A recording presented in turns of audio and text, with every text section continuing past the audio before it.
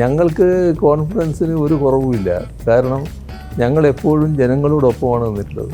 ജനങ്ങൾ ഞങ്ങളോടൊപ്പം ഉണ്ടാകുമെന്ന് തന്നെയാണ് ഞങ്ങളെ ഉറച്ച വിശ്വാസം. രാഹുൽ ഗാന്ധിയെ പറ്റി പറയാതിരിക്കലാണ് നല്ലത്. കണ്ടാലും കൊണ്ടാലും പിടിക്കാത്ത ഒരു മനുഷ്യനാണ്. അതാണ് രാഹുൽ ഗാന്ധി. കഴിഞ്ഞ തവണ 99 സീറ്റായിരുന്നു ഉണ്ടായിരുന്നത്. അതിനേക്കാളും കൂടുതൽ സീറ്റ് നേടി ഇത്തവണ വിജയിക്കാനാണ് പോകുന്നത്. ജനങ്ങൾ അതിൻ്റെ കൂടെയാണ്. Mr. Pinarayi, first of all, congratulations on breaking a 50-year record and being voted in again. Otherwise, it used to be in, out, revolving door. And you broke a 50-year record and you were voted in twice. Now you're looking for a third term. And also, congratulations, you have a strong man image. I mean, we've been talking to voters all over, and the image is you're a strong man. But along with that, there is so strong that you don't allow real talent to grow in your cabinet. Two excellent ministers, Isaac and Shailaja, out. I know you have a 2-term limit, but you can give exemptions, and they were so good. They were your best ministers and they're out. That's what people are saying. Why is that? Sorry, I will speak in Malayalam. Yes. അതൊരു പൊതു തീരുമാനമായിരുന്നു. ആ മന്ത്രിസഭയിൽ എല്ലാവരും ഒരേപോലെ മികവാർന്ന രീതിയിൽ പ്രവർത്തിച്ചവരാണ്. പക്ഷേ അവിടെ ഞങ്ങളൊരു പൊതു തീരുമാനമെടുത്തു, എല്ലാവരും മാറാമെന്നുള്ളത്. അതൊരു പാർട്ടി നിലപാടുകളായിരുന്നു. അതിൻ്റെ ഭാഗമായിട്ട് എക്സംഷൻ എനിക്ക് മാത്രമായിരുന്നു. മറ്റെല്ലാവരും മാറണമെന്നാണ് കണ്ടിരുന്നത്. അതിൻ്റെ ഭാഗമായി സംഭവിച്ചതാണ്. അത് ആ ഘട്ടത്തിൽ എന്ത് സംഭവിക്കുമെന്ന ആശങ്ക ചിലർക്കെങ്കിലും ഉണ്ടായിരുന്നു. പക്ഷേ അനുഭവം കാണിക്കുന്നത് അതിൽ മറ്റ് പ്രശ്നങ്ങളുണ്ടായില്ല എന്നുള്ളതാണ്. പുതിയ ആളുകൾ നല്ല മികവോടെ പ്രവർത്തിക്കുന്ന നിലയുണ്ടായി. ഇപ്പോൾ തിരിഞ്ഞു നോക്കിയാൽ കേരളത്തിൻ്റെ ഈ കഴിഞ്ഞ 5 വർഷം മുൻപത്തെ 5 വർഷം പോലെ തന്നെ നല്ല നിലയിൽ പ്രവർത്തിച്ചിട്ടുണ്ട്. അത് പ്രത്യേകമായ ഒരു നെഗറ്റിവിറ്റിയും ഉണ്ടാക്കിയിട്ടില്ല. അതാണ് വസ്തുത. Sir, you have been called captain by many of your supporters here. One thing is about, you have done 10 years already as leader, and now you are saying your campaign slogan is in fact Mattarundu LDF allade.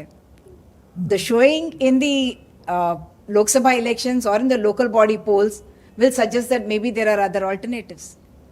ഓരോ തെരഞ്ഞെടുപ്പിനും ഓരോ രീതിശാസ്ത്രമാണ്. അതിൻ്റെ ഭാഗമായി നിയമസഭാ തെരഞ്ഞെടുപ്പിനെ നിയമസഭാ തെരഞ്ഞെടുപ്പായിട്ട് കാണണം. നിയമസഭാ തെരഞ്ഞെടുപ്പ് കേരളത്തിൻ്റെ മൊത്തം ഭാവിയെ നിർണ്ണയിക്കുന്നതാണ്. ഇതിൽ കേരളത്തിൻ്റെ അനുഭവം അതാണ് പ്രധാനം. ആ അനുഭവത്തിൻ്റെ അടിസ്ഥാനത്തിലാണ് 2016 മുതൽ 2021 വരെയുള്ള 5 വർഷക്കാലം.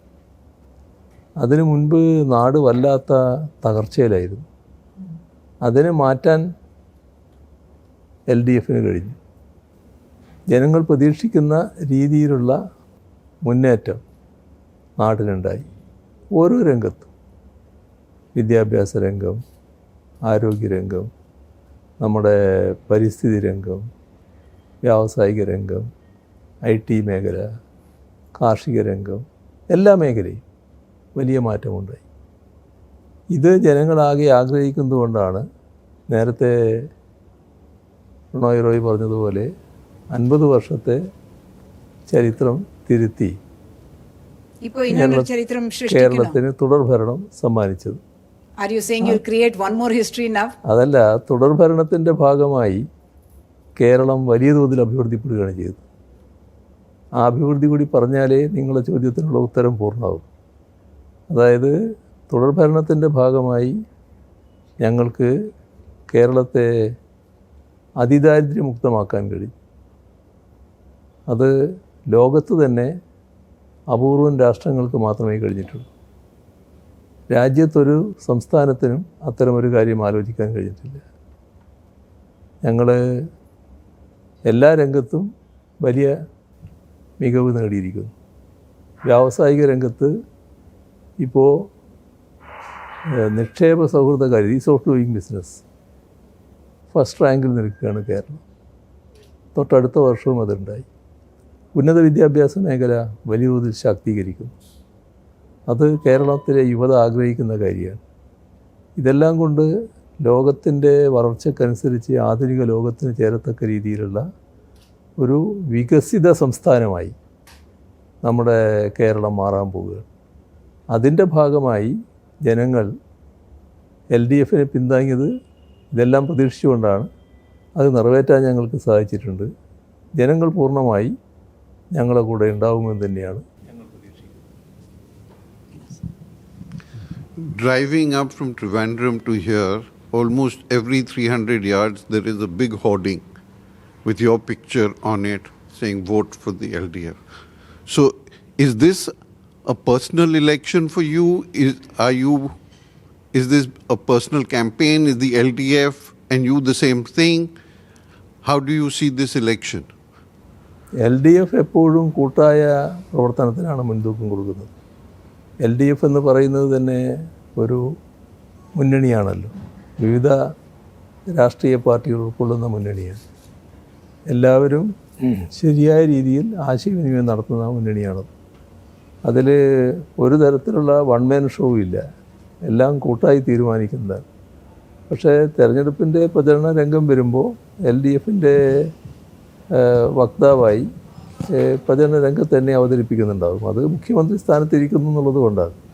അത്രയും അതിന് കാണേണ്ടതുള്ളൂ. മറ്റു പ്രാധാന്യം അതിന് അധികം കാണേണ്ടതില്ല എന്നാണ് എനിക്ക് തോന്നുന്നത്. But Raj, every poster, your big smile you have. There's confidence.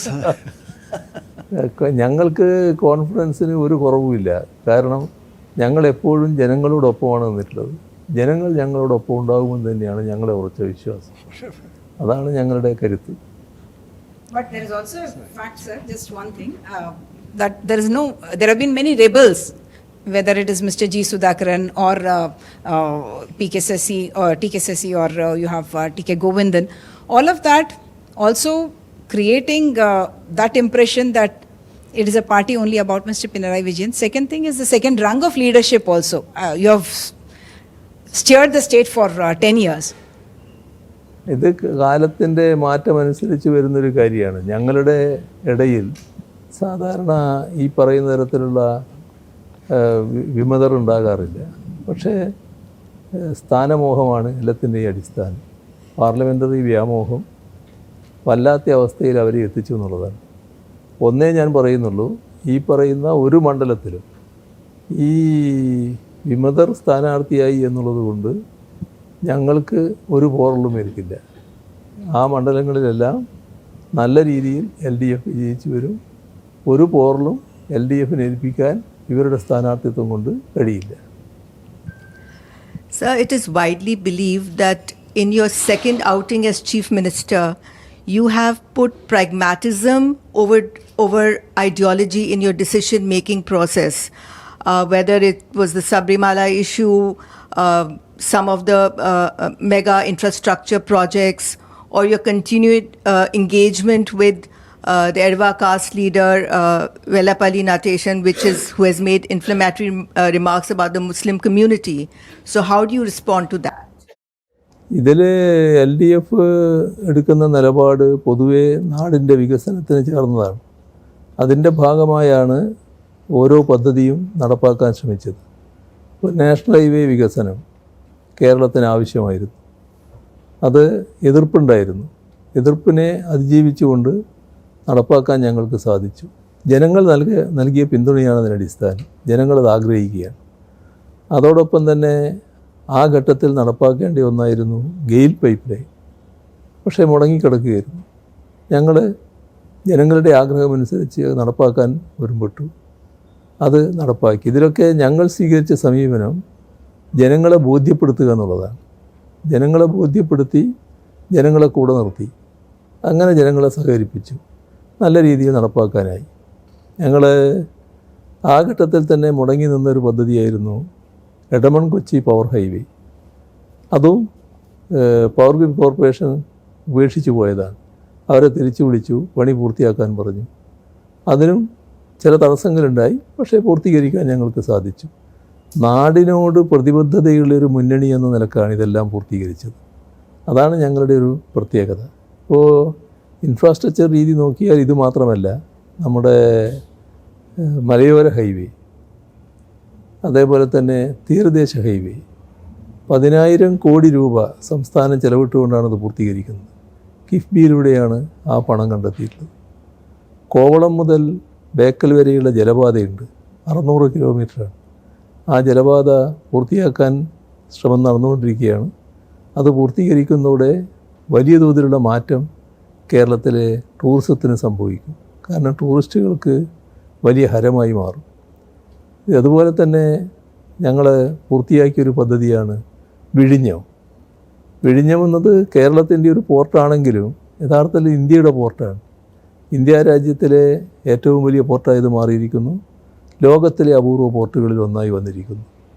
അതേപോലെ തന്നെ വിമാനത്താവള വികസനം, നല്ല ഇടപെടലാണ് ഞങ്ങൾ നടത്തിയത്. കണ്ണൂർ വിമാനത്താവളം യാഥാർത്ഥ്യമാക്കി.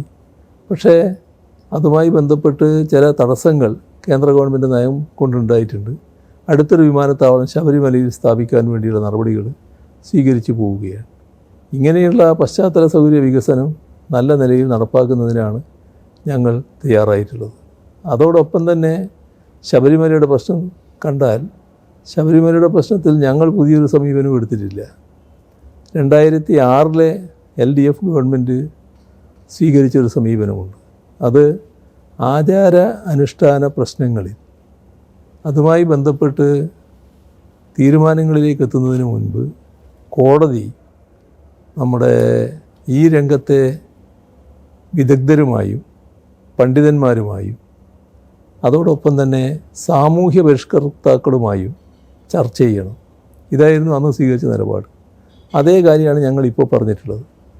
സുപ്രീം കോടതി ചോദിച്ച ചോദ്യത്തിനുള്ള ഉത്തരം മാത്രമാണ് ഇപ്പോൾ പറഞ്ഞത്.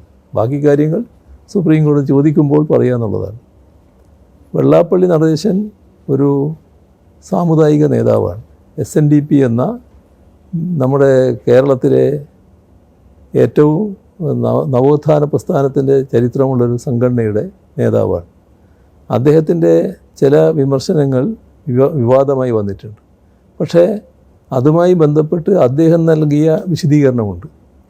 ആ വിശദീകരണം ഞാൻ വിമർശിച്ചത് മുസ്ലിങ്ങളെയല്ല, മുസ്ലിങ്ങളും ഞങ്ങളും, അതായത് അദ്ദേഹം പ്രതിനിധാനം ചെയ്യുന്ന പിന്നോക്ക വിഭാഗം, ഞങ്ങളും ചേർന്നുകൊണ്ടുള്ള വലിയ യോജിച്ച പ്രക്ഷോഭങ്ങൾ ഇവിടെ നടന്നിട്ടുണ്ട്. എനിക്കൊരു കാലത്തും മുസ്ലിമിനോട് പ്രതിപത്തിയില്ല. ഞാൻ മുസ്ലിം ലീഗിനെയാണ് വിമർശിച്ചത്. മുസ്ലിം ലീഗ് ചെയ്ത കാര്യങ്ങളെക്കുറിച്ചാണ് പറഞ്ഞത്. അത് മുസ്ലിമിനെതിരെയുള്ളതല്ല എന്നാണ് വെള്ളാപ്പള്ളി നടേശൻ നൽകിയ വിശദീകരണം. അപ്പം അങ്ങനൊരു വിശദീകരണം കേട്ടാൽ മുസ്ലിം ലീഗിനെ നിങ്ങൾ വിമർശിച്ചു എന്തിനാണെന്ന് ചോദിക്കേണ്ട കാര്യം എനിക്കില്ല. അതുകൊണ്ട് ഞാനതിൽ ഇടപെട്ടില്ല. ഇതാണ് വസ്തുത. The two very interesting and unusual things about these Kerala elections.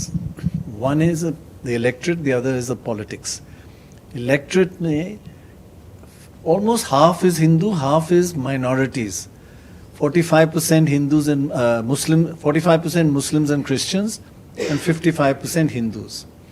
Now Muslims and Christians, the UDF, all our data shows, has double the votes of LDF. Muslims and Christians are voting UDF. Your main support is coming from Hindus.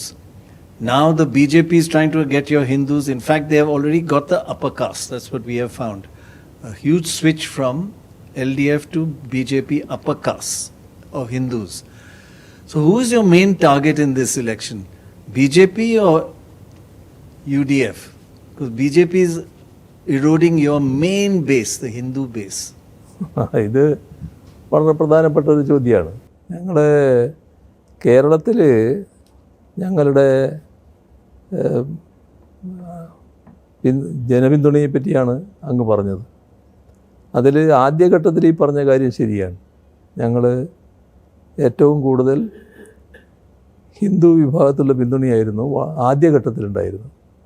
ന്യൂനപക്ഷ വിഭാഗങ്ങളിൽ ഞങ്ങളെക്കുറിച്ച് ചില തെറ്റിദ്ധാരണകളുണ്ടായിരുന്നു. അതിൻ്റെ ഭാഗമായിട്ട് ഞങ്ങളെ അല്പം അകറ്റി നിർത്തിയിരുന്നു ആ കാലത്ത്. എന്നാൽ നാടിൻ്റെ അനുഭവം, രാജ്യത്തിൻ്റെ അനുഭവം എല്ലാം ന്യൂനപക്ഷങ്ങളെ മാറി ചിന്തിപ്പിച്ചു.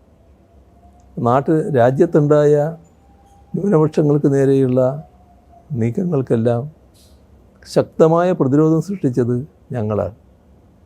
മാത്രമല്ല, ന്യൂനപക്ഷങ്ങൾക്ക് നേരെ വർഗീയ ആക്രമണങ്ങൾ നടക്കുമ്പോൾ ആ വർഗീയ ആക്രമണങ്ങളെ പ്രതിരോധിക്കാൻ, ആ വർഗീയ സംഘടനകളെ പ്രതിരോധിക്കാൻ ജീവൻ കൊടുത്തത് ഞങ്ങളുടെ സഖാക്കളാണ്. അപ്പോൾ അവരിതെല്ലാം കാണുകയാണ്. ജീവൻ കൊടുക്കുന്നത് ഇവർ, കേസിൽപ്പെടുന്നത് ഇവർ, ജയിലടക്കപ്പെടുന്നത് ഇവർ, മറ്റു തരത്തിലുള്ള വിഷമങ്ങൾ സഹിക്കുന്നത് ഇവർ. പിന്നെ എന്തിനാണ് ഞങ്ങൾ ഇവരുമായിട്ട് അകന്നു നിൽക്കുന്നത് എന്നൊരു ചിന്ത അവരിൽ സ്വാഭാവികമായിട്ടുണ്ടായി. അതോടൊപ്പം രാജ്യത്താകെ ഉയർന്നു വന്ന പ്രശ്നം, ആ ഘട്ടത്തിൽ ഇന്ത്യ രാജ്യത്ത് CPIM-ഉം ഇടതുപക്ഷവും സ്വീകരിച്ച നിലപാട്, അതും ന്യൂനപക്ഷങ്ങളെ വലിയ തോതിൽ ചിന്തിപ്പിക്കുന്നതിനിടയാക്കി. ഇതിൻ്റെയൊക്കെ ഭാഗമായി നല്ല മാറ്റം ഞങ്ങൾക്ക് അനുകൂലമായി വന്നു. അതായത് നേരത്തെ ഞങ്ങളെ അകറ്റി നിർത്തിയിരുന്നുവെന്ന് തോന്നിയെങ്കിലും നല്ല സ്വീകാര്യത ന്യൂനപക്ഷങ്ങളിൽ പൊതുവിലുണ്ടായി. ഇപ്പോൾ ഞങ്ങളുടെ അനുഭവം, ഞങ്ങൾക്ക് ന്യൂനപക്ഷ വിഭാഗത്തിൽ ഏതെങ്കിലും ഒരു വിഭാഗത്തെ സമീപിക്കുന്നതിന് ഒരു പ്രയാസമില്ല. ആ വിഭാഗത്തിന് ഞങ്ങളെ സമീപിക്കുന്നതിനും ഒരു പ്രയാസമില്ല. ഇപ്പോൾ ഗവൺമെൻറ് എന്ന നിലക്ക് നോക്കിയാൽ ഗവൺമെൻറ്റും ന്യൂനപക്ഷ വിഭാഗങ്ങളും തമ്മിൽ നടത്തുന്ന ആശയവിനിമയങ്ങൾ വളരെ നല്ല സൗഹാർദ്ദപരമായിട്ട് ആശയവിനിമയങ്ങളാണ്. അവരുടെ എല്ലാ നേതൃത്വവുമായും നല്ല ബന്ധമാണ് പുലർത്തിപ്പോരുന്നത്. ഇന്ന് അങ്ങ് പറഞ്ഞ രീതിയിൽ ഹിന്ദു വിഭാഗം നല്ല തോതിൽ LDF-നെയും CPIM-നെയും പിന്താങ്ങുന്നുണ്ടെന്നുള്ളത് ശരിയാണ്. ആ പിന്തുണ ഇപ്പോഴും തുടരുന്നുണ്ട്. ഇതിനെയൊക്കെ ഏത് തരത്തിൽ ദുർബലപ്പെടുത്തി CPIM-നെയും ഇടതുപക്ഷത്തെയും LDF-നെയും ദുർബലപ്പെടുത്താം എന്നതാണ് കോൺഗ്രസും BJP-യും നോക്കുന്നത്. ഇപ്പോൾ BJP രാജ്യത്ത് തന്നെ ഏറ്റവും വലിയ ശത്രുവായി കണ്ടിട്ടുള്ളത് കമ്മ്യൂണിസ്റ്റുകാരെയാണ്. ആഭ്യന്തര ശത്രുക്കളായി അവർ കണ്ടത് 3 പേരെയാണ്. ഒന്ന് മുസ്ലിം, ക്രിസ്ത്യൻ, കമ്മ്യൂണിസ്റ്റുകാർ. ഇതാണ് അവരുടെ ആഭ്യന്തര ശത്രുക്കളായി പ്രഖ്യാപിച്ചിട്ടുള്ളത്. അതുകൊണ്ടാണ് നരേന്ദ്രമോദി തന്നെ ത്രിപുരയിലെ തെരഞ്ഞെടുപ്പ് വിജയത്തിന് ശേഷം ഇത് പ്രത്യയശാസ്ത്രപരമായ വിജയമാണെന്ന് പറഞ്ഞത്. അപ്പോൾ അവർ ഞങ്ങളെ കാണുന്നത് ഏറ്റവും പ്രധാന ശത്രുവായിട്ട് തന്നെയാണ്. ഞങ്ങൾക്ക് വർഗീയതയുമായി ഒരു വിട്ടുവീഴ്ചയും ചെയ്യാൻ പറ്റില്ല. നല്ല വിട്ടുവീഴ്ചയില്ലാത്ത സമീപനം തന്നെയാണ് വർഗീയതയോട് ഞങ്ങൾ സ്വീകരിക്കുന്നത്. BJP എന്ന രാഷ്ട്രീയ പാർട്ടി RSS-നാൽ നയിക്കുന്ന പാർട്ടിയാണ്. RSS കടുത്ത വർഗീയ നിലപാട് സ്വീകരിച്ചു പോകുന്നതാണ് എന്ന് എല്ലാവർക്കും അറിയാം. എല്ലാ കാലത്തും ഞങ്ങൾ വിട്ടുവീഴ്ചയില്ലാതെ വർഗീയതക്കെതിരെ നിലപാട് സ്വീകരിച്ചിട്ടുണ്ട്. എല്ലാ വർഗീയതക്കെതിരെയും ഉറച്ച നിലപാടാണ് ഞങ്ങൾ സ്വീകരിക്കുന്നത്. കേരളത്തിൻ്റെ സാഹചര്യം പരിശോധിച്ചാൽ കേരളത്തിൽ ഏറ്റുമുട്ടുന്നത് വലിയ തോതിൽ ജയസാധ്യത ഓരോ മണ്ഡലവും എടുത്താൽ അത് UDF-ഉം LDF-ഉം തമ്മിലാണ്. അപ്പോൾ LDF-ൻ്റെ പ്രധാന എതിരാളിയായിട്ട് വരുന്നത് പലയിടത്തും UDF ആയിരിക്കും. ഇവിടെ BJP-ക്ക് കേരളത്തിൽ ഒരു സീറ്റും കിട്ടാനിടയില്ല എന്നാണ് ഞാൻ കരുതുന്നത്. ഒരു സീറ്റും കിട്ടാനിടയില്ല. പക്ഷേ BJP-യെ പ്രധാന ശത്രുവായി തന്നെ ഞങ്ങൾ കാണുകയാണ്. എന്തുകൊണ്ട്? BJP നാട്ടിൽ സ്വാധീനം ഉറപ്പിച്ചാൽ അത് സീറ്റ് നേടലല്ല, ഏതെങ്കിലും തരത്തിൽ സ്വാധീനം ഉറപ്പിക്കുന്ന നില വന്നാൽ തന്നെ നാടിൻ്റെ അന്തരീക്ഷം മാറും. നാടിൻ്റെ സമാധാനത്തിനും ശാന്തിക്കും വിഘാതം വരും. അപ്പോൾ നാടിൻ്റെ ശാന്തിയും സമാധാനവും നിലനിൽക്കേണ്ടതായിട്ടുണ്ട്. ഈ കഴിഞ്ഞ 10 വർഷക്കാലം കേരളം വർഗീയ സംഘർഷമില്ലാത്ത, വർഗീയ കലാപമില്ലാത്തൊരു നാടാണ്. രാജ്യത്തിൽ നിന്ന് തീർത്തും വേറിട്ട ഒരു സാഹചര്യമാണ് കേരളത്തിൽ നിലനിൽക്കുന്നത്. ശാന്തിയും സമാധാനവും ഇവിടെ നിലനിൽക്കുകയാണ്. കേരളത്തിൽ ജീവിക്കാൻ പലരും കൊതിക്കുകയാണ്. അതിൻ്റെ ആ അന്തരീക്ഷം ഈ RSS-നും മറ്റും സ്വാധീനം കിട്ടിയാൽ മാറിപ്പോകും. ഇപ്പോൾ നമ്മളെല്ലാവരും നമുക്കിഷ്ടമുള്ള വസ്ത്രം ധരിക്കുകയാണ്, നമുക്കിഷ്ടമുള്ള ഭക്ഷണം കഴിക്കുകയാണ്, നമുക്കിഷ്ടമുള്ള രീതിയിൽ ഇഷ്ടമുള്ള ആരാധനാലയങ്ങളിൽ പോവുകയാണ്. അതിനെല്ലാം ഇവിടെ അവകാശമുണ്ട്. ആർക്കും ആരുടെയും മേലെ മറ്റ് നിയന്ത്രണങ്ങൾ ഏർപ്പെടുത്താൻ പറ്റില്ല. ഇത് ഈ അന്തരീക്ഷം തകരാതിരിക്കണമെന്ന് ഞങ്ങൾ കാണുന്നു. അതുകൊണ്ടാണ് BJP യെ ഞങ്ങൾ പ്രധാന ശത്രുവായി തന്നെ കാണുന്നത്. തെരഞ്ഞെടുപ്പിൽ UDF ആണ് ഓരോ മണ്ഡലത്തിലും പ്രധാന ശത്രുവായി കരുതുന്നത്. അവരെ പരാജയപ്പെടുത്തുക എന്നുള്ളതാണ് ഞങ്ങൾ കാണുന്ന പ്രധാന രീതി. അതേസമയം BJPക്ക് ഒരു മണ്ഡലവും ലഭിക്കാനിടയില്ല എന്നും ഞങ്ങൾ കാണുക.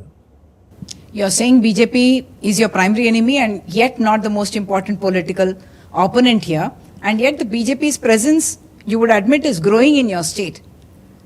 Plus, Mr. Rahul Gandhi says that you are in fact having a understanding with the BJP in order to defeat the Congress and the UDF.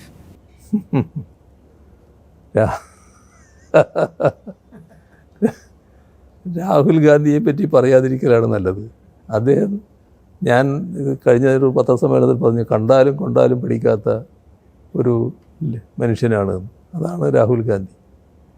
കാരണം രാഹുൽ ഗാന്ധി അതേപോലെ തന്നെ കോൺഗ്രസ് നേതൃത്വം BJPയുടെ B ടീമായിട്ടാണ് പ്രവർത്തിക്കുന്നത്. എന്തുകൊണ്ടാണ് അങ്ങനെ പറയുന്നത്? രാഹുൽ ഗാന്ധിയും കോൺഗ്രസും ഡൽഹിയിൽ കാണിച്ചത് പരിശോധിച്ചാൽ മതി. വടക്കേ ഇന്ത്യയിൽ ഡൽഹി ആയിരുന്നല്ലോ ഒരു BJP മുക്തമായിട്ട് നിൽക്കുന്ന ഒരു ഇടം. അവിടെ BJPക്ക് സൗകര്യങ്ങൾ ഉണ്ടാക്കാനും BJPക്ക് ജയിച്ചു വരാനുമുള്ള സൗകര്യങ്ങൾ ഒരുക്കി കൊടുത്തത് രാഹുൽ ഗാന്ധിയും കോൺഗ്രസുമാണല്ലോ. കെജ്രിവാളിനെതിരെ ശക്തമായ നീക്കം. കെജ്രിവാളിൻ്റെ മന്ത്രിസഭയിലെ അംഗത്തെ അറസ്റ്റ് ചെയ്തപ്പോൾ എന്തുകൊണ്ടാണ് കെജ്രിവാളിനെ അറസ്റ്റ് ചെയ്യാത്തതെന്ന് ചോദിച്ചവരാണ് അവർ, കോൺഗ്രസ്. കെജ്രിവാളിനെ അറസ്റ്റ് ചെയ്തപ്പോൾ കൈയടിക്കുകയും പടക്കം പൊട്ടിക്കുകയും ചെയ്തവരാണ് കോൺഗ്രസ്. ഇപ്പോൾ കോടതി കെജ്രിവാളിനെ കുറ്റവിമുക്തനാക്കി. യഥാർത്ഥത്തിൽ BJPക്ക് മുഖത്തടിയേൽക്കുമ്പോൾ തന്നെ കോൺഗ്രസിനും കൂടിയാണല്ലോ അടിയേൽക്കുന്നത്. അവിടെ തെരഞ്ഞെടുപ്പ് വന്നു. കോൺഗ്രസിൻ്റെ സാധ്യത എന്താണെന്ന് എല്ലാവർക്കും അറിയാമല്ലോ. പക്ഷേ BJPക്ക് വരാനുള്ള സൗകര്യം ഒരുക്കുമാറ് നമ്മുടെ കെജ്രിവാളിനെയും AAPയെയും എതിർക്കുന്ന നിലപാടല്ലേ കോൺഗ്രസ് സ്വീകരിച്ചത്. അത് BJPക്ക് അധികാരത്തിൽ വരാൻ സൗകര്യം ഉണ്ടാക്കിയല്ലോ. അതല്ലേ ഒരു BJPയുടെ B പാർട്ടിയായി അതപ്പതിച്ചു എന്നുള്ളതിൻ്റെ തെളിവ്. ഇപ്പോൾ ഹരിയാന നിങ്ങൾക്കെല്ലാവർക്കും അറിയാമല്ലോ നല്ലതുപോലെ. ഹരിയാനയിൽ BJP ജയിച്ചു വരുമെന്ന് ആരെങ്കിലും കണക്കാക്കിയോ? BJP പോലും കണക്കാക്കിയിട്ടില്ല. പക്ഷേ എന്തുകൊണ്ടാണ് ഇന്നത്തെ ഇന്ത്യയിൽ നമ്മുടെ രാജ്യത്തിൻ്റെ അവസ്ഥ വെച്ച് BJPയെ നേരിടാൻ BJP ഇതര പാർട്ടികളിൽ ഏതെങ്കിലും ഒന്ന് വിചാരിച്ചാൽ മാത്രം കഴിയില്ല. BJP ഇതര പാർട്ടികളുടെ വിപുലമായൊരു യോജിപ്പ് വേണം. ആ യോജിപ്പിനെതിരായിട്ടല്ലേ കോൺഗ്രസ് ഹരിയാനയിൽ പ്രവർത്തിച്ചത്. അതുകൊണ്ടല്ലേ ഒന്നിച്ച് നിർത്തേണ്ടവരെ ഒന്നിച്ച് നിർത്താൻ പറ്റാതിരുന്നത്. അത് BJPക്കാണല്ലോ സഹായകരമായത്. അതിൻ്റെ ഫലം BJPക്ക് ഗുണം കിട്ടി എന്നുള്ളതല്ലേ. ഇതിൻ്റെ തന്നെ വേറൊരു ഭാഗമല്ലേ ബീഹാറിൽ കണ്ടത്. ബീഹാർ അടക്കമുള്ള സംസ്ഥാനങ്ങളിൽ തെരഞ്ഞെടുപ്പ് നടക്കുമ്പോൾ അവിടെയെല്ലാം ഒരു രംഗം കലുഷിതമാക്കുകയാണല്ലോ കോൺഗ്രസ് ആദ്യം ചെയ്യുന്നത്. രംഗം കലുഷിതമായാൽ BJPക്ക് അനുകൂലമായ അവസ്ഥയായില്ലേ. അതോടെ പിന്നീട് ഇവർ യോജിക്കുന്നുണ്ടാവും. അപ്പോഴേക്ക് രംഗം മോശമായില്ലേ, BJPക്ക് അനുകൂല സ്ഥിതി വന്നില്ലേ, BJPക്ക് ജയിക്കാനായില്ലേ. ഇങ്ങനെയുള്ളൊരു സമീപനമാണ് എല്ലാ കാലത്തും ഇവർ സ്വീകരിച്ചിട്ടുള്ളത്. അത് രാജ്യത്തിൻ്റെ മറ്റു ഭാഗങ്ങളിൽ കാണുകയാണ്. കേരളത്തിൽ പിന്നെ പണ്ടേ ജനസംഘവുമായും BJPയുമായിട്ടൊക്കെ യോജിച്ച് മത്സരിച്ച അനുഭവമാണ് കേരളത്തിലെ കോൺഗ്രസ്സിനുള്ളത്. അതാണ് നാം കാണേണ്ടത്. You keep talking about economic blockade. If the BJP is in power in the center and you are here, who is going to give you funds from the center to the state? Will the state suffer because of that? ഇത് വലിയ തോതിലുള്ള അവഗണനയാണല്ലോ കേരളത്തിന് വരുന്നത്. നമ്മുടെ കേരളത്തിൻ്റെ അവസ്ഥ പരിശോധിച്ചാൽ കേരളത്തിൻ്റെ ജനസംഖ്യ ദേശീയ ജനസംഖ്യയുടെ 2.5% നമുക്ക് കിട്ടുന്ന നികുതി വീതം 1.9 മാത്രമാണ്. അപ്പോൾ വലിയ തോതിലുള്ള കുറവില്ലേ, ജനസംഖ്യാനുപാതികമായിട്ടുള്ള നികുതി വീതമില്ലല്ലോ. ഞങ്ങൾക്ക് ലഭിക്കേണ്ട സാധാരണഗതിയിൽ ലഭിക്കേണ്ട വീതങ്ങളൊക്കെ വല്ലാതെ വെട്ടിക്കുറയ്ക്കുക. ഇതൊക്കെ കേരളം അനുഭവിച്ചുകൊണ്ടിരിക്കുകയല്ലേ. കടമെടുക്കുന്നത് സാധാരണ ഒരു സംസ്ഥാനത്തിൻ്റെ വികസനത്തിന് വേണ്ടിയാണല്ലോ, മറ്റ് ചിലവുകൾക്കല്ലാതെ. വികസന മൂലധന ചെലവിനാണല്ലോ പണം ചെലവഴിക്കുന്നത്. ആ കടത്തിൽ 90%-ലധികം വികസന മൂലധന ചെലവിനാണ് ഉപയോഗിച്ചിട്ടുള്ളത്. അങ്ങനെയുള്ള കടം അർഹതപ്പെട്ടത് എടുക്കാൻ അനുവദിക്കുന്നില്ല, അതിൽ വെട്ടിക്കുറവ് വരുത്തുകയാണ്. ഒരുതരം ഉപരോധം സാമ്പത്തിക രംഗത്ത്. ആ കാര്യത്തിൽ ഞങ്ങൾ നിരവധി തവണ നിവേദനം കൊടുത്തു, ഒരു ഫലവുമില്ല. പ്രക്ഷോഭത്തിലേക്ക് നീങ്ങി, ഫലമില്ല. അവസാനം സുപ്രീം കോടതിയെ സമീപിച്ചു. സുപ്രീം കോടതി കേരളത്തിൻ്റെ വാദത്തിൽ കഴമ്പുണ്ടെന്ന് കണ്ടു. അങ്ങനെയാണ് ഭരണഘടനാ ബെഞ്ചിന് ആ പ്രശ്നം വിട്ടത്. ഇപ്പോൾ ഭരണഘടനാ ബെഞ്ചിൻ്റെ പരിശോധനയിൽ കിടക്കുകയാണ്. ഇതാണ് ഞങ്ങളുടെ അനുഭവം. കേരളത്തിന് ഫെഡറൽ തത്വങ്ങൾ ലംഘിച്ചുകൊണ്ടുള്ള ഇടപെടലാണ് കേന്ദ്ര ഗവൺമെൻറ്റിൻ്റെ ഭാഗത്തുനിന്ന് ഉണ്ടാകുന്നത്. Your government and party have been known for uplifting people from poverty, providing good health services, other social services, security, etc. But the growth rate in this state has been below all the ones in the south. And youth unemployment is running at 40%. Do you think you've done enough to get the youth to stay with your party, to support your party, and do you feel you've done enough economically to keep the state progressing? ഞങ്ങളുടെ ആഭ്യന്തര ഉൽപ്പാദനം നല്ല രീതിയിൽ മെച്ചപ്പെട്ടിരിക്കുകയാണ്. ആ മെച്ചപ്പെട്ടതിൻ്റെ കണക്കുകൾ ഇപ്പോൾ എൻ്റെ കയ്യിലില്ല എന്ന് മാത്രമേ ഉള്ളൂ. അത് ഞാൻ നിങ്ങൾക്ക് നൽകാൻ പറ്റുമായിരുന്നു. യഥാർത്ഥത്തിൽ നല്ല തോതിൽ വികസിച്ച് വരുന്ന ആഭ്യന്തര ഉൽപ്പാദനമാണുള്ളത്. ഞങ്ങളുടെ തനത് നികുതി വരുമാനവും നികുതിയേതര വരുമാനവും വർദ്ധിച്ചതുകൊണ്ടാണ് ഇത്തരത്തിലുള്ള ഒരുപാട് തടസ്സങ്ങൾ, ഉപരോധങ്ങൾ ഉണ്ടായിട്ടും ഞങ്ങൾക്ക് പിടിച്ചു നിൽക്കാൻ കഴിഞ്ഞത്. യഥാർത്ഥത്തിൽ കേന്ദ്രത്തിൻ്റെ സഹായം കൃത്യമായിട്ട് ലഭിച്ചിരുന്നുവെങ്കിൽ കേരളത്തിനൊരു സാമ്പത്തിക പ്രശ്നം ഉണ്ടാവില്ല. അത്ര നല്ല രീതിയിൽ ഇപ്പോൾ പുരോഗതി പ്രാപിച്ചിട്ടുണ്ട്. നമ്മൾ ഒരു കണക്കുകൾ പരിശോധിച്ചാൽ 2011-16 UDF ഗവൺമെൻറ്റിൻ്റെ കാലം. 2011 നിന്ന് 16 വരുമ്പോൾ 2 ലക്ഷം കോടിയുടെ വർധനവായിരുന്നു ഉണ്ടായത്. അത് 21 ആയപ്പോൾ 16-21 എന്ന് പറയുന്നത് LDF കാലമാണ്. പക്ഷേ ഞങ്ങൾക്ക് നേരിടേണ്ടി വന്ന ദുരന്തം വളരെ കൂടുതലായിരുന്നല്ലോ. ഇവിടെ നൂറ്റാണ്ടിലെ മഹാപ്രളയം, അതിന് ശേഷമുണ്ടായ അതിരൂക്ഷമായ കാലവർഷക്കെടുതി, പിന്നെ ലോകത്താകേണ്ടായ കോവിഡിൻ്റെ ഫലം, ഇതിനെല്ലാം മുമ്പുണ്ടായ ഓഖിയും നിപ്പയും, ഇതെല്ലാം കേരളത്തെ വലിയ തോതിൽ പ്രതികൂലമായി ബാധിച്ച ഘടകങ്ങളാണ്. എന്നിട്ടും 2 ലക്ഷം കോടി വർധനവ് ഞങ്ങൾക്ക് ആ ഘട്ടത്തിലുണ്ടായി.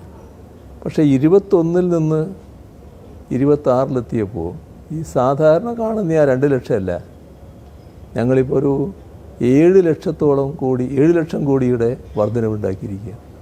ആ തരത്തിലുള്ള മികവ് ഞങ്ങളുടെ ഈ കാര്യത്തിൽ കാണാൻ കഴിയുമെന്നുള്ളതാണ് വസ്തുത.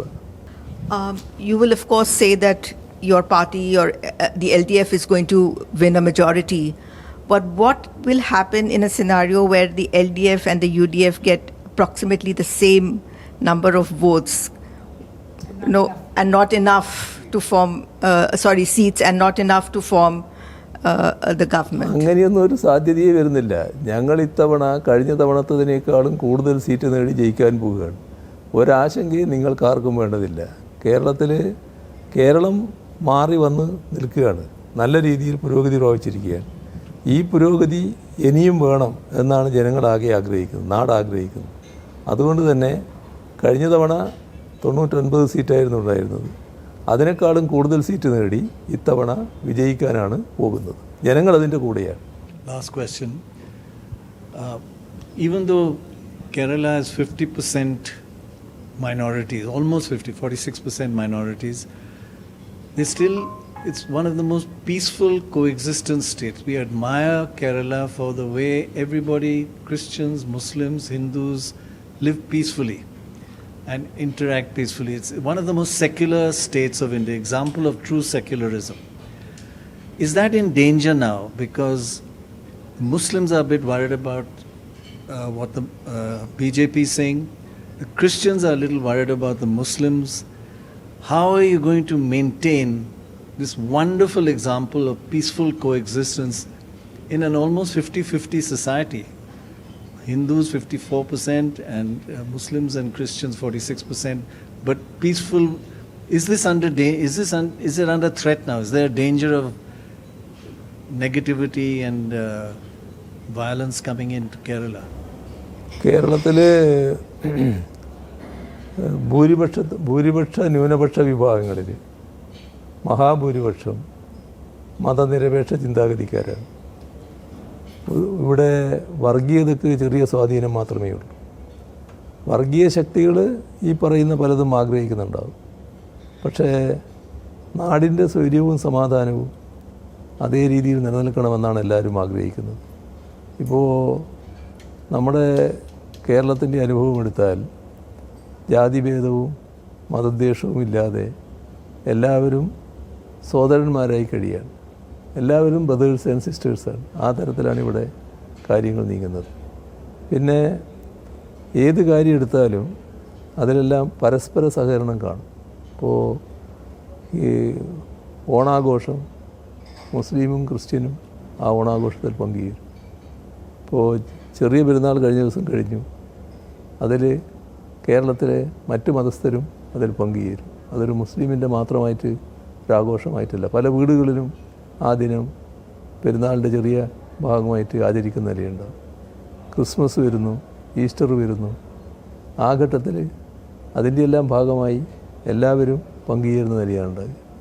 നമ്മുടെ മറ്റ് ആഘോഷ പരിപാടികൾ, ഒരു പ്രത്യേക മതവിഭാഗത്തിൻ്റെ ആഘോഷ പരിപാടിയിൽ, അത് ആരാധനാലയത്തിൻ്റെ പരിപാടി, ആ ആരാധനാലയത്തിൻ്റെ പരിപാടിയിൽ മറ്റ് മതവിഭാഗത്തിൽപ്പെട്ടവർ പങ്കെടുക്കുന്ന അവസ്ഥയുണ്ട്. അങ്ങനെ ഉദാത്തമായ മതസൗഹാർദ്ദ നിലയാണ് കേരളത്തിൽ നിലനിൽക്കുന്നത്. ഇത് അപകടപ്പെടുത്തണമെന്ന് ചിന്തിക്കുന്നവരുണ്ട്. പക്ഷേ അപകടപ്പെടുത്തൽ അത്ര എളുപ്പമല്ല. അത്ര രൂഢമൂലമാണ് മതനിരപേക്ഷതയുടെ കരുത്ത്. പിന്നെ ഇടതുപക്ഷത്തിൻ്റെ സ്വാധീനം, അതാണ് ഇതിനെല്ലാമുള്ള ഗ്യാരണ്ടി. ആ ഇടതുപക്ഷ കരുത്തിൻ്റെ ഭാഗമായിട്ടാണ് ഈ മതനിരപേക്ഷത ഇങ്ങനെ നിലകൊള്ളുന്നത്. ഏത് തരത്തിലുള്ള വർഗീയ നീക്കം വന്നാലും അത് എങ്ങനെയായാലും അതിനെ പ്രതിരോധിക്കാൻ ഇടതുപക്ഷം മുന്നിട്ട് നിൽക്കും. അവിടെയാണ് ഞാൻ നേരത്തെ പറഞ്ഞ ജീവൻ കൊടുത്തും അനേകം സഖാക്കൾ ജീവൻ കൊടുത്ത് പോരാടിയ മണ്ണാണിത്. അങ്ങനെയാണ് മതനിരപേക്ഷതയുടെ വിടനിലമായിട്ട് ഇത് മാറിയിട്ടുള്ളത്. അത് ഞങ്ങൾ കാത്തു സൂക്ഷിക്കുക തന്നെ ചെയ്യും. ഒരാശങ്കയും വേണ്ടതില്ല. Thank you very much. Thank you. Thank you for